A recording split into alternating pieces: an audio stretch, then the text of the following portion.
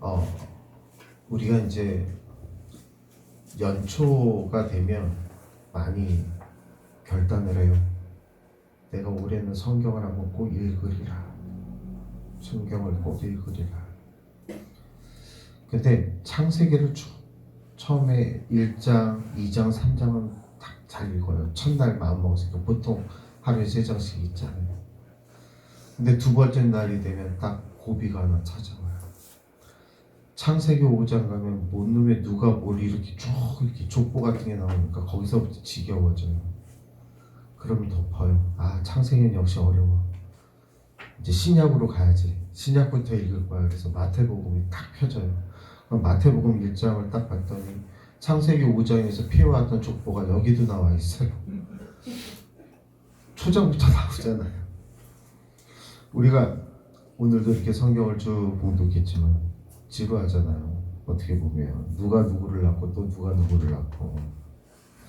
그래서 가끔 저는 이 1장을 읽을 때 왜 하나님께서는 우리에게 이렇게 읽기 지루한 이런 족보를 여기다 다 열거를 해놓으셨을까? 왜 그랬을까 도대체? 이걸 보면서 인내심 없는 저를 탓하시는 거 아닌가? 저도 은근히 인내심이 없는 것 같아요. 보면 뭐 하다가 이때 안에 막 넘기고 막 이럴 때도 있는데 이런 나의 부족함을 말씀하시는 거 아닌가? 도대체 이 많은 사람들을 왜 여기다 열게 해놨을까? 사실 얼마 되지 않는 내용이지만 이것도 우리에게는 참 인내가 필요하면서 읽어야 되는 그런 글입니다.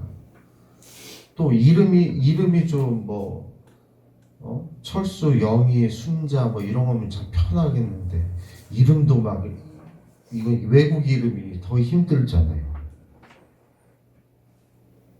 근데 여러분 성경을 한번 읽겠다고 결심했을 때 우리 큰 마음 먹고 단단히 먹고 이 고비를 넘겨야 돼요. 근데 이 고비를 넘기기 위해서는 이 족보가 이 계보가 왜 여기에 쓰여져 있을까? 우리는 생각해 볼 필요가 있습니다.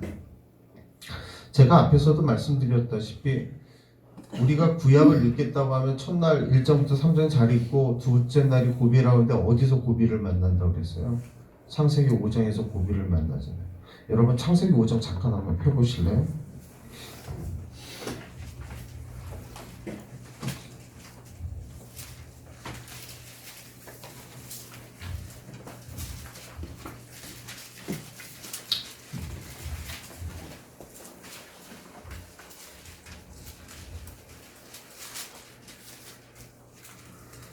창세기 5장 보면 1절부터 이렇게 나와요. 이것은 아담의 계보를 적은 책이니라. 하나님이 사람을 창조하실 때 하나님의 모양대로 지으시되 남자 여자를 창조하시고 여기서 쭉 이렇게 나와요.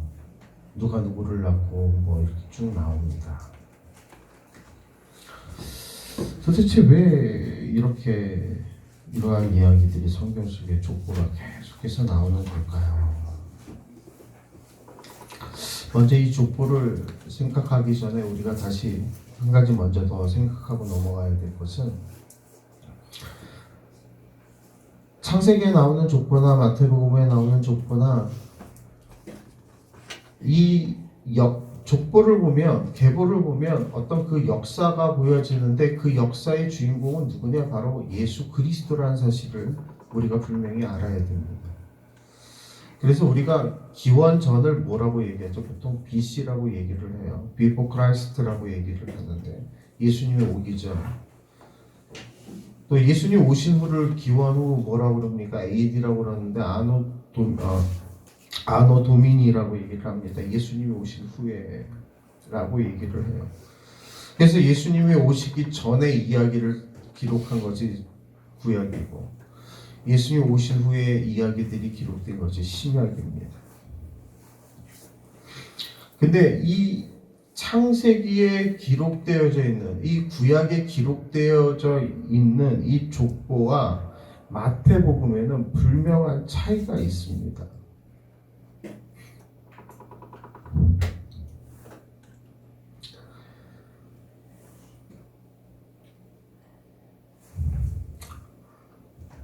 분명한 차이가 있는데 신약에 나와 있는 여러분 오늘 본문에 이 신약에 나와 있는 족보에는 누가 누구를 낳고만 나와요. 신약 본문을 오늘 우리가 봉독할 때 그랬죠. 누가 누구를 낳고 누가 누구를 낳고 죽었다는 얘기 한마디도 안 나오잖아요. 그냥 누가 누구를 낳고. 근데 구약에 가면 어떻게 되느냐? 누가 누구를 낳고 뭐 했더라? 죽었더라. 마치 장례식에 온 듯한 그런 분위기.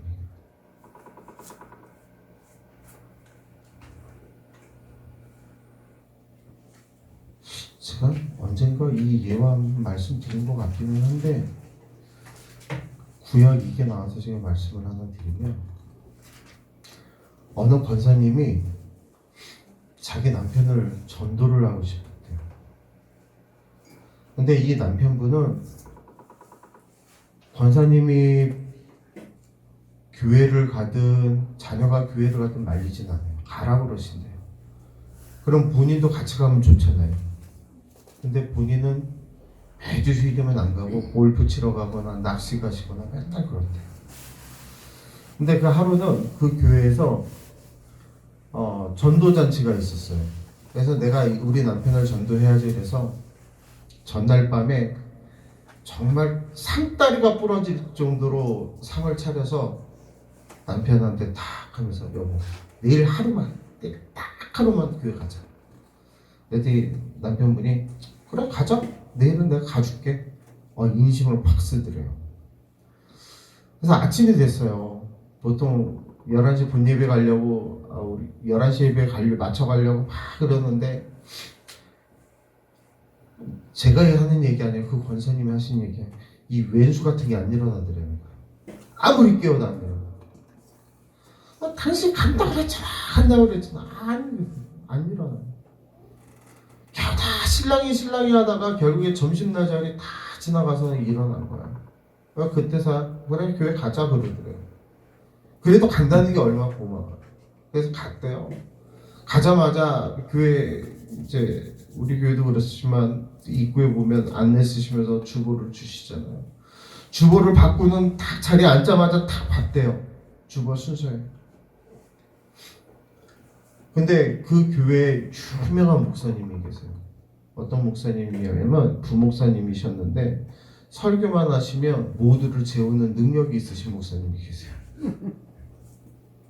오늘따라 하필 그 목사님이 설교하는.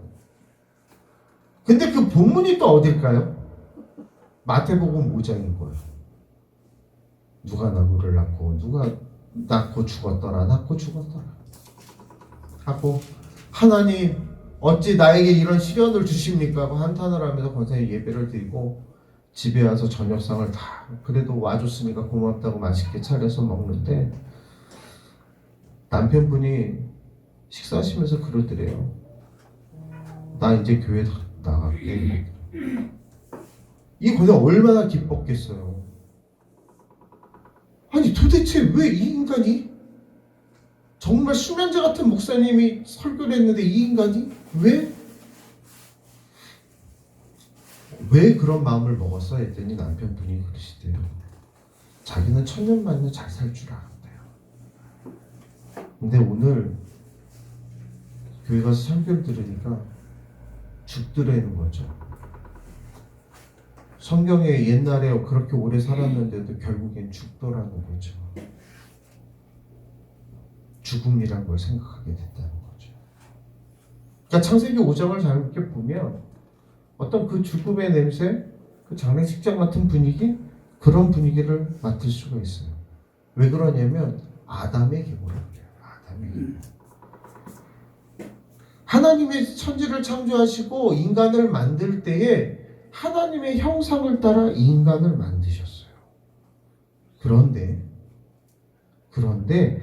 아담이 130세가 되던 해에 어떤 일이 일어나느냐?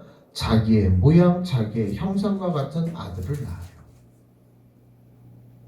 하나님의 형상을 닮은 자녀를 낳은 것이 아니라 이미 에덴 동산으로부터 쫓겨나왔기 때문에 그가 자기의 모양과 자기의 형상을 닮은 자녀를 낳는 거예요. 자기의 모양과 자기의 형상을 닮은 자녀를 낳았다는 얘기는 뭐예요? 결국에 죄된 자를 낳았다.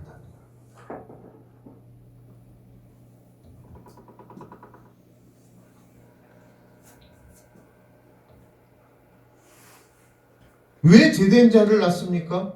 아브라함이 이미 타락했기 때문에. 아담이 하나님의 말씀을 불순종하고 이 땅에 죄가 들어왔어요. 그래서 그 죄 가운데 태어난 사람들은 더 이상 하나님의 형상이 아닌 사람의 형상으로 태어났다는 거예요. 범죄한 아담과 똑같은 모습을 가지고 태어났다는 거예요. 그래서 하나님 분명히 말씀하시죠. 죄의 싹은 뭐라고요? 사망이라고 말씀하셨어요. 그래서 아담의 형상을 가지고 태어난 사람은 다 죽습니다. 우리는 다 죽어요. 그 죄성들을 가지고 있기 때문에. 하지만 육체적으로 죽고 영적으로는 하나님과의 관계를 회복함으로 우리는 영원한 삶을 살 수가 있습니다. 우리가 그 영원한 삶을 살기 위해서 만나야 되는 또 다른 아담이 있는데, 하나님께서 예비하신 마지막 아담, 그 아담이 누구냐? 고린도전서 15장 45절 이하를 보면 그 마지막 아담이 예수 그리스도라고 말씀하고 있습니다.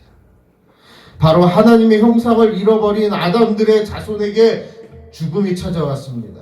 그리고 죽고 또 죽고 또 죽습니다. 그러나 아브라함과 다윗의 자손으로 오신 예수 그리스도로 인해서 하나님의 형상을 회복한 사람들은 영원한 생명을 소유하게 됨을 하나님이 말씀하고 계세요.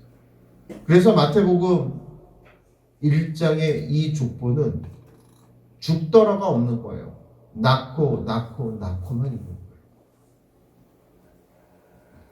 여러분, 구약의 룻기를 보면 엘리멜렉이라는 사람이 있습니다. 이 엘리멜렉이라는 사람이 그 가정에 머무는 지역에 흉년이 들어서 자신들이 살고 있던 유대 땅을 떠나서 저 모압 땅으로 이주를 해요. 근데 그 모압 땅에 가서 잘 있었으면 좋은데 거기서 엘리멜렉이 죽고요. 사랑하는 두 아들이 죽습니다. 바로 룻기의 시작이 이렇게 죽음으로 시작이 돼요. 고난 속에 시작이 되는 거죠. 근데 룻기의 마지막으로 가보면 룻이라는 여인이 보아스라는 남자를 만나서 자식을 낳고 또 그 자손이 자손을 낳고 또 낳는 것으로 끝을 맺습니다. 죽음으로 시작되었던 처음이 새롭게 누가 태어나고 희망으로 바뀌어져요. 바로 어둠에서 빛으로 바뀌고 죽음에서 생명으로 바뀌어진 것입니다. 그 이유는 한 가지예요. 이 룻이라는 여인이 보아스라는 사람을 만났기 때문에 그래요. 룻이 보아스를 만났듯이 우리는 누구를 만나야 돼요? 예수 그리스도를 만나야 될 줄로 믿습니다. 만약 우리가 예수를 만나지 못하고 그분에 속해 있지 않고 세상에 있는다면 우리는 어때요? 죽음의 자리에 있는 거예요. 그러나 우리가 예수 그리스도를 만나면 우리가 이 죽음의 자리에서 생명의 자리로 옮겨짐을 믿으시기 바랍니다. 그래서 예수 안에서 살아가야 돼요. 예수 안에서. 그래서 예수님께서 요한복음 11장 25절로 26절에 이렇게 말씀을 하십니다. 예수께서 이르시되 나는 부활이요 생명이니 나를 믿는 자는 죽어도 살겠고 무릇 살아서 나를 믿는 자는 영원히 죽지 아니하리니 라고 말씀하십니다. 그러므로 예수님의 족보는 단순히 누가 누구를 낳았다라는 것에 큰 의미가 있는 것이 아니라 예수 안에서 생명을 얻게 됨이 더 큰 의미가 있다라는 것을 우리에게 말씀해 주고 있는 거예요. 예수님으로부터 시작되어지는 이 계보는 생명이 있다라고 말씀하고 있는 겁니다. 또 이 족보 자체에서 발견되는 차이점을 통해서 우리가 얻을 수 있는 귀한 진리가 있는데, 여기 보면 거의 낳았다라고 기록이 됐다고 제가 말씀드렸잖아요. 근데 누가 낳냐면 남자가 자손을 낳은 거로 기록이 돼요. 여러분 2절 한번 보실래요? 2절에 아브라함이 누구를 낳아요? 이삭을 낳은 거예요. 이삭이 누구를 낳아요? 야곱을 낳았어요. 야곱이 유다와 그의 형제들을 낳았어요. 남자예요. 남자가 난 걸로 돼요. 그러다가 여자가 자손을 낳는 거에 대해서는 어떻게 기록이 되냐면요, 3절에 유다는 누구에게서? 다말에게서 베레스와 세라를 낳고, 이렇게 되어 있어요. 그 다음에 5절에 가면 살몬은 라합에게서 보아스를 낳고, 이렇게 되어 있고요. 6절 중간절에 보면 다윗은 우리아의 아내에게서 솔로몬을 낳고 라고 되어 있습니다. 그러니까 여자가 등장을 하면 남자 이름이 먼저 나오고 그가 누구를 통하여 누구를 낳고라고 되어 있어요. 그러니까 결국에 낳는 주체는 누구냐면 남자가 되어진 거예요. 그러니까 아버지의 역할을 분명하게 성경이 이야기하고 있는 거죠. 그런데 예수님의 출생에 대해서는 조금 다릅니다. 16절 말씀 다시 한번 볼까요? 16절 말씀 함께 봉독합니다. 야곱은 마리아의 남편 요셉을 낳았으니 마리아에게서 그리스도라 칭하는 예수가 나시니라. 여러분 앞에 우리가 여자 이름이 나오는 그 족보와 조금 뭔가 다른 걸 못 느끼시겠습니까? 앞에 문장과 좀 같아지려면은 이렇게 기록이 돼야 돼요. 요셉은 마리아에게서 그리스도라 칭하는 예수를 낳으니라, 이렇게 해야 맞는 거예요. 앞에 문장하고 똑같이 하자면. 그런데 여기서 그렇게 하지 않았어요. 왜 그랬을까요? 왜 요셉이라는 말을 뚝 빼버리고 마리아에게서 그리스도라 칭하는 예수가 낫다라고 말씀을 했을까요? 여긴 두 가지 의미가 있어요. 첫 번째는 예수님은 사람으로 태어나기 위해서 육신의 어머니의 몸을 빌려야만 했어요. 하지만 아버지가 필요하진 않았다는 거예요. 왜냐하면 예수님은 요셉을 통해서 나온 사람이 아니에요. 예수님은 하나님의 아들이세요. 즉 예수님은 육신을 가진 아버지가 없이 육신의 어머님의 몸을 통해서 그냥 나신 거예요.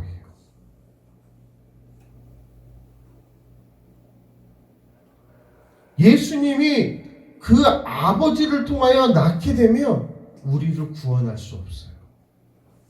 왜요? 그도 똑같이 죄인이 되기 때문에 그래요. 아담의 씨가 되기 때문에 그래요.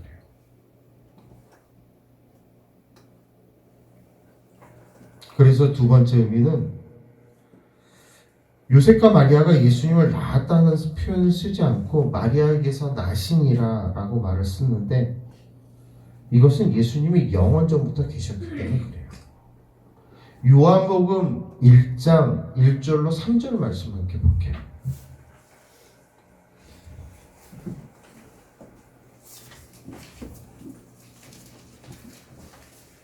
신약성경 요한복음 1장 1절로 3절, 신약성경 142쪽입니다.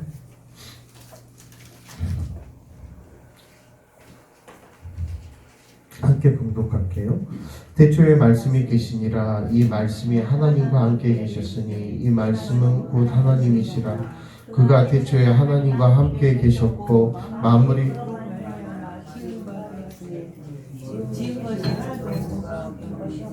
것이 없느니라. 아멘. 여러분, 예수님이 언제부터 계셨다고요? 창세 전부터. 그러니까 예수님이 창세 전부터 계신 분이기 때문에 마리아와 요셉의 혈통으로 예수님의 부모가 되기 전부터 계셨다라는 거예요. 그러므로 예수님은 누구에 의해서 태어나신 분이 아니라 스스로 계셨던 분이에요. 왜냐하면 예수님은 육신을 입고 이 땅에 오신 하나님의 아들이시기 때문에 그렇습니다. 그래서 마리아의 몸이 필요했던 것은, 그 어머니의 몸을 빌릴 수밖에 없던 것은 인간의 몸을 입고 이 땅에 오셔야 됐기 때문에 그래요. 사랑하는 여러분, 저와 여러분이 믿는 예수 그리스도는 세상 사람들이 말하듯이 세계 4대 성인 가운데 한 사람으로 말해서는 안 됩니다. 훌륭한 사상가나 철학가로 평가해서도 안 됩니다. 좋은 가르침을 남긴 위대한 성현으로 생각했다면 그 생각을 버리십시오. 예수님은 오늘 성경에 분명히 말씀하셨습니다. 만물의 주인이시고 만유를 다스리시는 하나님이시라고 분명히 말씀하고 있어요. 그러기에 그분은 부모님에 의해 태어난 것이 아니라, 아버지와 어머니에 의해 태어나신 것이 아니라, 그분은 인간의 몸을 입고 이 땅에 나오시기 위하여 어머니의 몸을 빌려 이 땅에 나신 자가 되신 겁니다. 그래서 나신이라라고 기록을 하고 있는 것입니다. 여러분의 예수님의 족보는 단순히 예수님이 태어나신 계보를 설명하고자 하는데 의도가 있는 것이 아니라, 예수님이 바로 하나님의 아들이심을 이야기하는데 그 초점이 맞춰져 있습니다. 이 계보 속에서 발견되는 또 다른 특이점은 뭐냐? 족보에 여자의 이름이 있다라는 겁니다. 족보에 여자의 이름이 나온다는 거예요.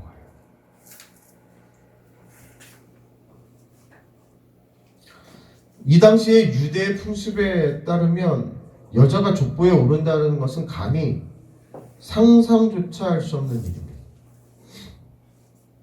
여자는 족보에 오르지 않았어요.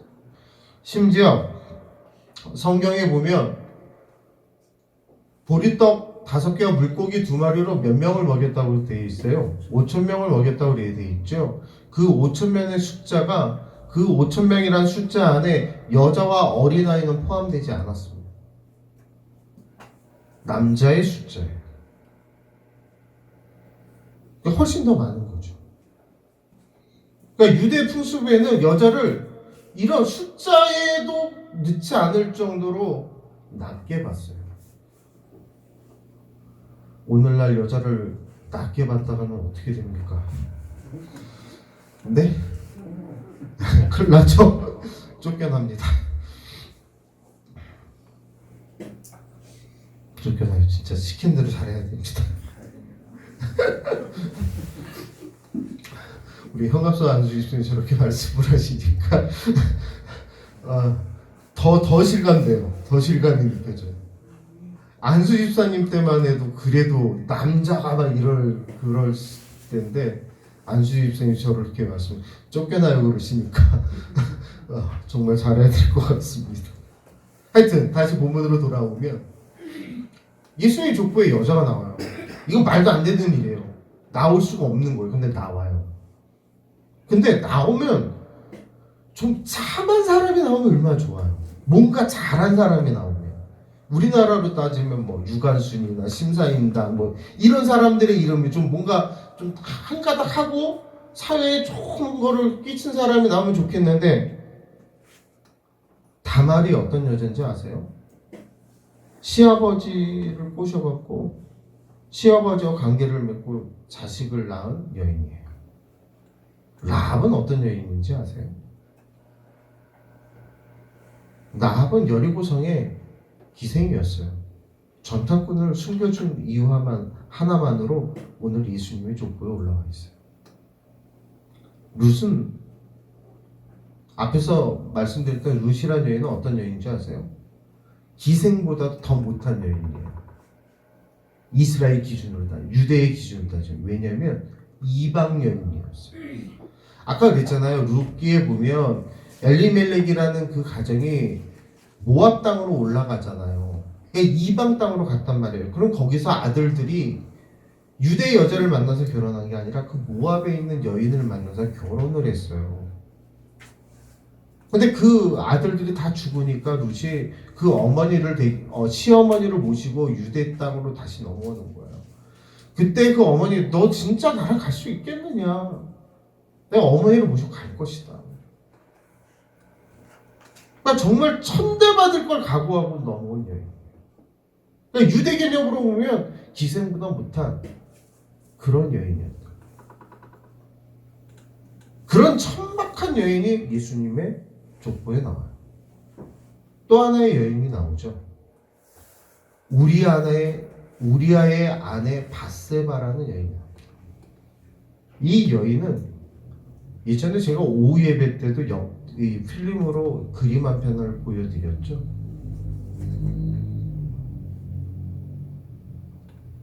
유부녀예요.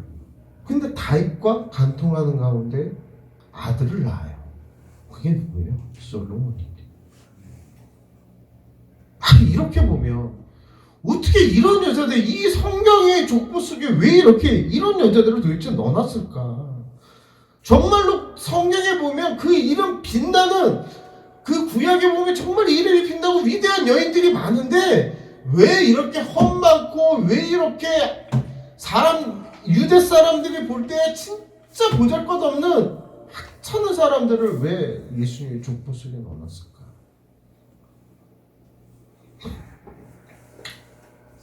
사랑하는 성도 여러분, 우리는 여기서 놀라운 진리를 발견해야 됩니다. 이것은 우리가 아무리 죄가 많고 허물과 실수 투성이의 인생이라 할지라도 예수 그리스도를 통해서 모두 용서함을 받을 수 있고 제사함을 받을 수 있다는 복음의 진리가 숨겨져 있음을 믿으시기 바랍니다. 아멘. 사실 우리가 여기에서 다말과 같은 자예요. 룻과 같은 언약의 약속 속에 있지 않았던 그런 이방 민족이에요. 라합이나 바세바와 같이 영적으로 날마다 하나님을 생각지 않고 세상의 것을 간구하고 세상의 것을 열망하는 그런 영적인 간음하고 있는 자들이에요. 그래도 예수를 만났을 때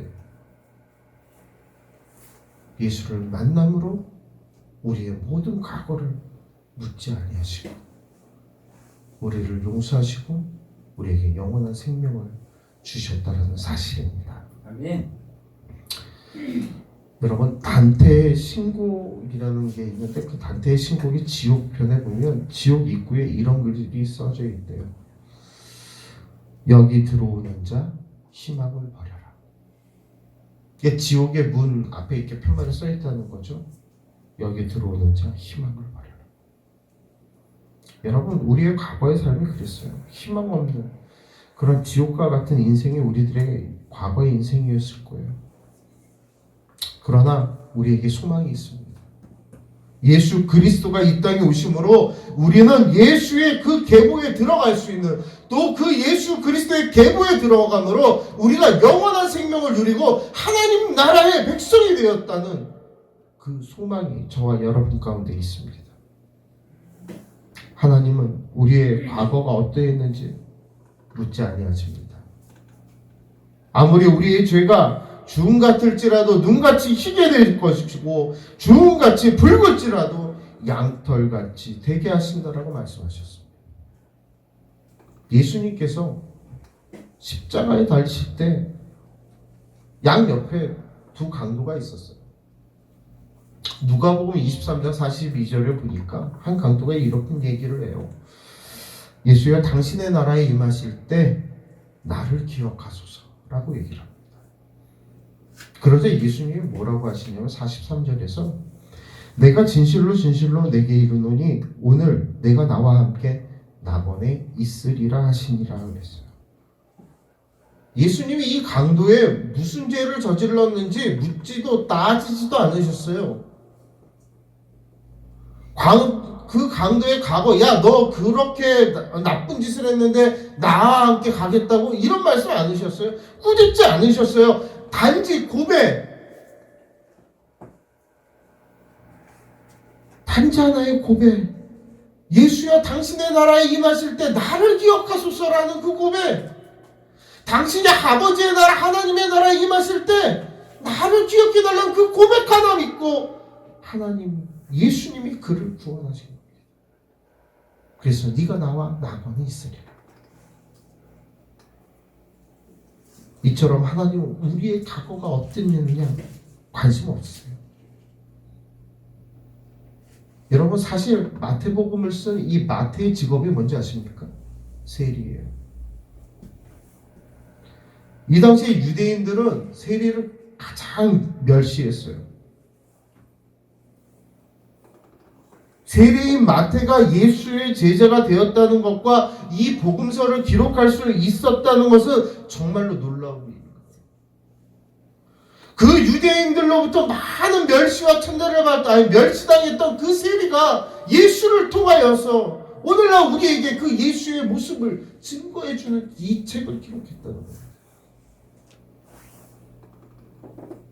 예수님이 그 마태를 만났을 때 마태의 과거를 묻지 않으셨어요. 따지지 않으셨어요. 사랑하는 성도 여러분, 저와 여러분을 향한 예수님의 마음도 한결같으세요. 과거에 얼마나 우리가 죄가 많습니까? 얼마나 허물투성입니까? 예수 안에 이제 들어오시기 바랍니다. 그러므로 우리는 과거가 다 씻기는 거예요. 이 놀라운 메시지가 이 족보 속에 있는 겁니다. 마지막으로 이 족보를 통해서, 이 계보를 통해서 더 놀라운 것은 역사를 이끌어 가신 하나님의 손길이 있다라는 거예요. 아브라함으로부터 예수님의 나심까지 하나님의 놀라운 역사의 손길이 있는데, 그 손길을 볼 때 참으로 하나님이 이끌어 오셨구나라는 것을 느낍니다. 무려 42대예요. 42대. 예수가 태어나기까지, 예수가 나시기까지 42대. 예수님의 계보는 유대 땅의 한 가문의 어떤 계보가 아니라 전 인류를 위한 계보예요. 그래서 하나님은 실수하지 않으신 분임을 분명하게 말씀해주고 있는 거예요. 그 예수가 분명하게 어머니의 몸을 빌려서 이 땅에 인간의 모습으로 오셔야 우리의 구주가 될 수 있기 때문에 어느 것 하나 흐트리지 아니하고 그 하나님의 때가 찰 때까지 기다리며 그 예수가 이 땅에 오도록 하나님께서 그 역사를 이끌어 오셨다는 사실입니다. 하나님께서 우리를 택하신 것은 실수한 게 아닙니다. 실수로 저와 여러분을 택한 게 아니에요. 우리를 지극히 사랑하셨기 때문에 선택하셨습니다. 그러기에 아브라함 때부터 요셉에 이르기까지 수많은 사람을 붙드셔서 예수 그리스도의 나심을 알리셨고, 새로운 믿음의 세대, 그 예수 그리스도의 세대를 우리에게 보여주고 계신 것입니다.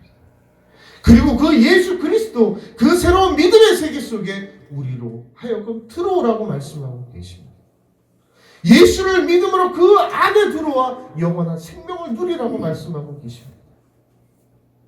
사랑하는 성도 여러분, 이제 이 마태복음을 읽을 때에 예수 그리스도의 계보를 그냥 스쳐 지나가는 일이 없기를 바랍니다.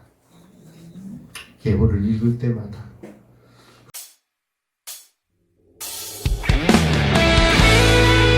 참 빛이신 주님, 온 땅 가운데 비추시는 그 주님의 빛을 바라봅니다. 생명 주신 주님, 그 주님의 힘을 우리 바라보며 함께 찬송하겠습니다.